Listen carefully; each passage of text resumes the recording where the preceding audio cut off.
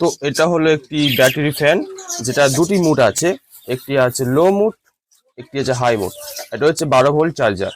তো এই কেমন হাওয়া স্পিডটা দেখাচ্ছি। তো প্রথমে এইটা প্লাস্টিক নিলাম, লো মুডে চালাচ্ছি।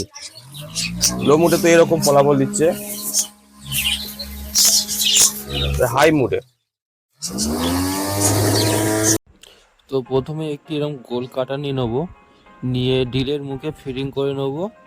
নিয়ে এবার দেখতে হবে যে মোটর বরাবর যেন কাটারটি গোলটা হয়। তো এবার একটি শক্ত থেকে কাঠ নিয়ে নেবো, নিয়ে তার মধ্যে একটি মাপ অনুযায়ী রেখে ওই কাটার দিয়ে একটি ফুটো করে দেবো। ভাইসটা শক্ত করে আটকে রাখবো যাতে না কাঠটা নড়ে যায়। এই যেমন ড্রিলটা ফুটো করছি এখন।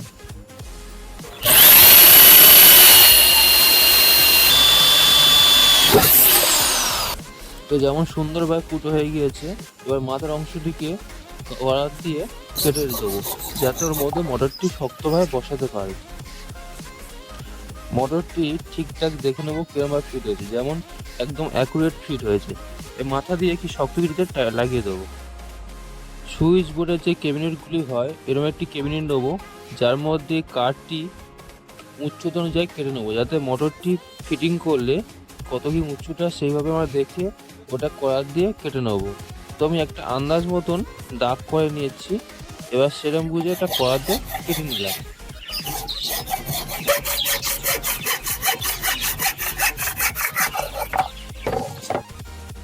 কাঠের উচ্চতা এমন রাখলাম, এটা পিছন থেকে স্ক্রু বাটারা টাইট ভাবে লাগিয়ে দেবো এবং কাঠটির মাঝখান বরাবর একটি ড্রিলে ফুটো করে দেবো ও পাশ থেকে একটি ফুটো করে দেবো, যাতে ভিতর থেকে তারটা আমরা দিতে পারি মোটরে কানেকশন করার জন্য।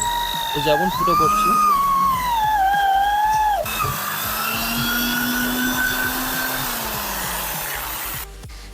যেমন সুন্দরভাবে ফুটো তৈরি হয়ে গিয়েছে দেখে নিন। এবার এর ভাই মোটর বসিয়ে এখান থেকে তারটা দিয়ে আমরা ওয়ারিং করে নেবো। ভিতরের তারটি ঢুকিয়ে এইভাবে চিমটা দ্বারা তারটি বার করে নেব এবং প্রয়োজন অনুযায়ী লম্বাভাবে যতটা প্রয়োজন তার সেইভাবে রেখে কেটে নেব, দিয়ে এইভাবে দিয়ে পিছনে স্ক্রু দিয়ে টাইট দিয়ে শক্তভাবে লাগিয়ে দেবো। স্ক্রু লাগানোর পর নাড়িয়ে দেখে নেব শক্ত হয়েছে কি, লুজ রাখা যাবে না। এরপর একটি সুইচ নেব, যেটি অন অফের কাজ করবে, সেটি কোথায় বসানো হয় একটা মাপ করে নিয়ে কেটে নেব, যেমন এই দাগ করে নিলাম। এবার এটি ছুরি বা কড়া কিছুর দ্বারা কেটে নেব।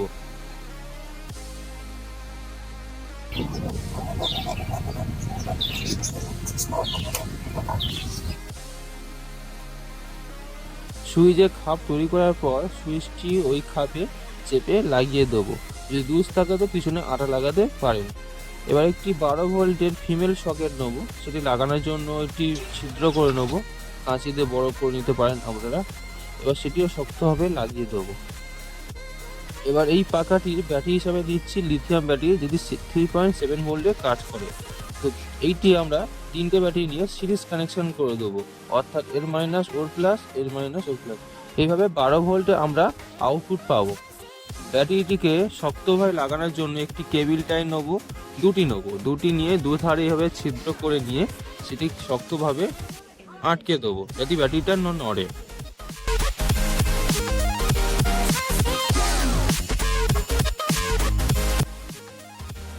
এবার এর ওয়ারিংটা আমরা করে নেব, এটি করে নিচ্ছি কেমন দেখুন। এরপরে একটি এর ডায়াগ্রাম দিয়ে দিচ্ছি, দেখে নেবেন।